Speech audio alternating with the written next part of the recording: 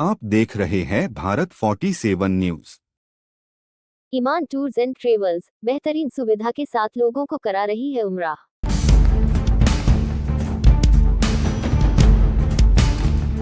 राजस्थान के जैसलमेर में 55वीं GST council की बैठक में कई अहम फैसले लिए गए। बैठक समाप्त होने के बाद वित्त मंत्री निर्मला सीतारमण ने प्रेस कॉन्फ्रेंस की और बैठक में क्या क्या हुआ उसके बारे में बताया। बैठक में कई बड़ी चीजों पर फैसले लिए गए हैं। ऐसे में हम इस वीडियो में जानेंगे कि बैठक में लिए गए फैसलों के बाद देश में क्या सस्ता और क्या महंगा हुआ।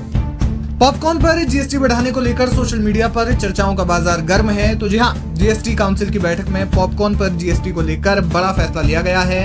इस पर 3 तरह के जीएसटी रेट्स को प्रस्तावित किया गया है। वो पॉपकॉर्न जो साधारण नमक और मसालों से तैयार है और अगर वो पैक्ड या उस पर लेबल नहीं लगा हुआ है तो इस पर 5% जीएसटी लगेगा। लेकिन अगर वही पॉपकॉर्न पैकेज्ड और उस पर लेबल लगा हुआ है तो इस पॉपकॉर्न पर जीएसटी बढ़कर 12% हो जाएगा। इसके अलावा कैरेमल पॉपकॉर्न पर जीएसटी 18% लगेगा क्योंकि केंद्र ने इसे चीनी कन्फेक्शनरी की कैटेगरी में रखा है। सेकेंड हैंड गाड़ियों पर फैसला। काउंसिल ने यूज्ड कार्स पर जीएसटी को 12% से बढ़ाकर 18% कर दिया है। लेकिन यहाँ ध्यान देने वाली बात यह है कि अगर कोई आम इंसान अपनी गाड़ी बेचता है तो उसे इस पर पहले जितना टैक्स देना पड़ता था उतना ही देना पड़ेगा। ये सिर्फ यूज्ड गाड़ियां बेचने वाली कंपनियों पर ही लागू होगा। वो इसलिए क्योंकि बिजनेस पर्पस के लिए यूज्ड कारों को खरीदने और बेचने पर ही जीएसटी के रेट्स बढ़ाए गए हैं। खास बात यह है कि इसमें इलेक्ट्रिक व्हीकल्स भी शामिल हैं। 2000 रुपए से कम पेमेंट पर जीएसटी नहीं। अगर आप 2000 रुपए से कम पेमेंट करते हैं तो ऐसी स्थिति में जीएसटी से आपको छूट मिलेगी। बैठक में फैसला लिया गया है कि 2000 रुपए से कम के ट्रांजैक्शन को हैंडल करने वाले पेमेंट एग्रीगेटर्स को जीएसटी से राहत मिलेगी। भारत में ज्यादातर ऑनलाइन पेमेंट्स 2000 रुपए से कम के ही रहते हैं। इसे ध्यान में रखते हुए ये फैसला लिया गया है। ये भुगतान गेटवे और फिनटेक सेवाओं पर लागू नहीं होगा। इसके अलावा काली मिर्च और किशमिश जब किसी किसान द्वारा इसकी आपूर्ति की जाएगी तो इसे भी जीएसटी के दायरे से बाहर रखा जाएगा। यानी इसमें किसानों के बारे में भी सोचा गया है। हेल्थ और लाइफ इंश्योरेंस पर फैसला नहीं।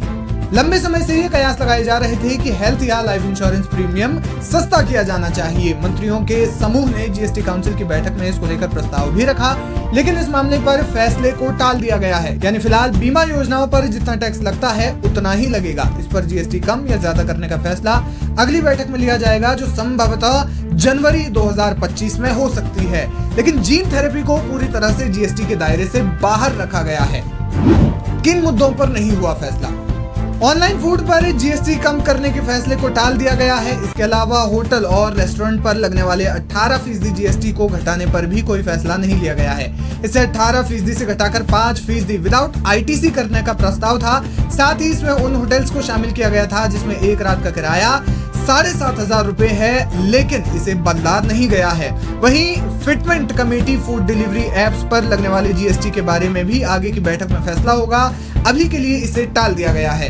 इसके अलावा बात की जाए ऑनलाइन गेमिंग की तो इस पर जीएसटी मामले में कोई चर्चा नहीं हुई। बैठक में ग्रुप ऑफ मिनिस्टर्स ने प्रस्ताव दिया कि सिगरेट और तंबाकू जैसे पदार्थों पर 35% जीएसटी लगना चाहिए, लेकिन इस पर भी कोई फैसला नहीं लिया गया है। ये सारे फैसले संभवतः जीएसटी काउंसिल की अगली मीटिंग में लिए जा सकते हैं। ईमान टूर्स एंड ट्रेवल्स बेहतरीन सुविधा के साथ लोगों को करा रही है उम्रा। आप देख रहे हैं भारत 47 न्यूज।